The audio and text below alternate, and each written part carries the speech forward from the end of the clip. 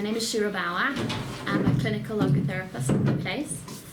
And I wrote an article about logotherapy and a specific skill that a trained logotherapist uses, and I'd like to share it with you all with some examples and just some key points of how to recognize these skills. So basically logotherapy, a bit of the background is logotherapy comes from the word logo, which means meaning from Greek. It's a meaning-centered therapy where basically the premise is if you help somebody find meaning in whatever they're going through, it gives them an anchor to go through whatever they're going through. If there's, I think Nietzsche says, if there's a how, then there's a why. If there's a why, there's a how. Both goes together. So basically, one of the key words in logotherapy is value. Because if you look at a person's values, I know Rachel spoke about this, but it's just a different angle. If you look at a person's value and what their values are, what's underlying that is what is meaningful to them and what's important to them.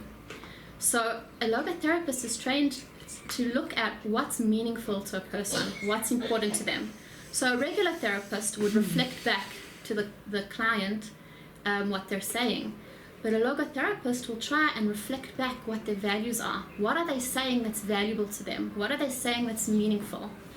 So I'll give a few examples. There was a family who made Aliyah from South Africa to Israel, and the mother was very used to having maids. As you all know, in South Africa, we're very spoiled. We have maids, they make our beds, they fold our washing, and she was very used to a high level of hygiene. And when she made Aliyah with the family to Israel, she didn't have the maid anymore, but she had this high value of hygiene and this expectation that she wanted to keep this high level of cleanliness in her home. So she had a bit of a struggle with this because she didn't have a maid. But basically what a logotherapist would reflect to her is, hey, you value cleanliness. And while before trying to help her figure out how to deal with the struggle and this adjustment, one would reflect that to her. Oh, you have a value of cleanliness. And somehow she suddenly has like an anchor to hold on to something. So, I have a value. There's something important to me here.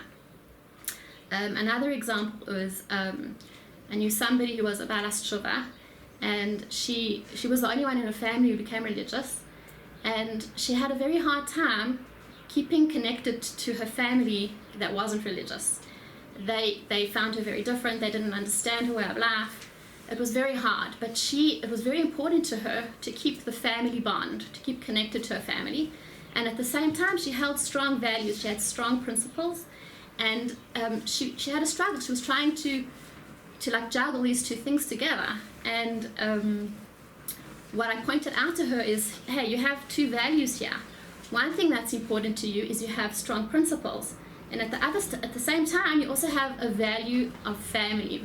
Family is valuable to you.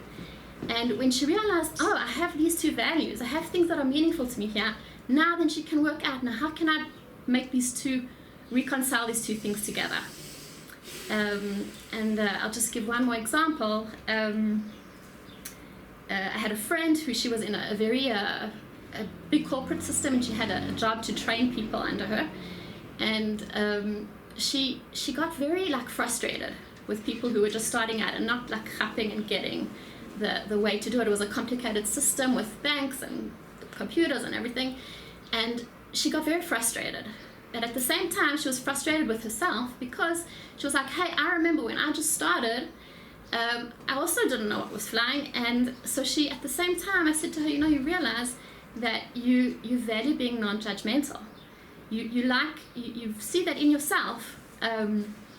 In the beginning, you were like that, and you don't like that about yourself. You don't like judging somebody else. And then we figured out a way of how she could, once she has this value, I have a value here now, how can I deal with the situation?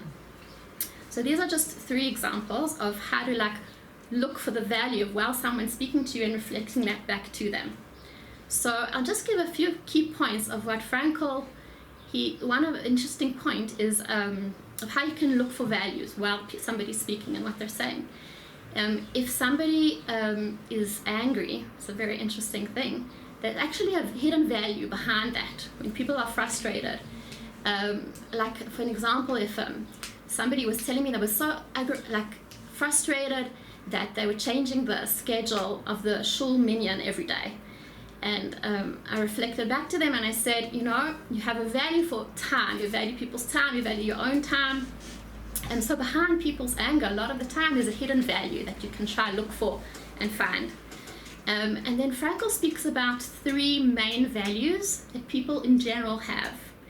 And these 3 values are creative value, that is our ability to create and contribute and give to the world. These are things that could be from art to baking to poetry to therapy to just lecturing, any way that you contribute and give to the world, that's a creative value. You can look out for these things while you're talking to a client. The second value that he talks about is the experiential value. And those are things that we receive, that we experience in this world. And it could be like nature, like the beauty of a sunset. You experience it. When Frankl, the founder of Logotherapy, when they'd be being tortured in the labor camps, and at the end of the day, he would look at a beautiful sunset and experience the beauty of it. And he'd say, you know what? They can take everything away from me, but they can't take away this beauty of the sunset that I can experience and enjoy. And another experience is the experience of relationships and love and being loved in this world. That's also a beautiful gift and a beautiful value. And the last value that he talks about is an attitudinal value. And that's our attitude in any given situation. And it's how you look at something that can change your whole life. Somebody came to Viktor Frankl. He was very depressed after the war, and his wife had died in the camps. And he just had no desire to live, and no desire to carry on living. And he said, I don't know how I'm going to go on. My wife died. I can't live without her. I just can't go on.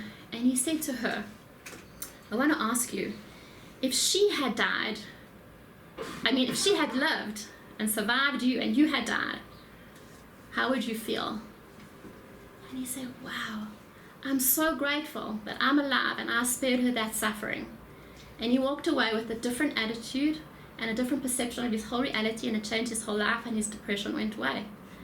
So these are just some examples of values to look out for while people are talking about whatever they're talking about, to look behind what they're saying and reflect that back to them.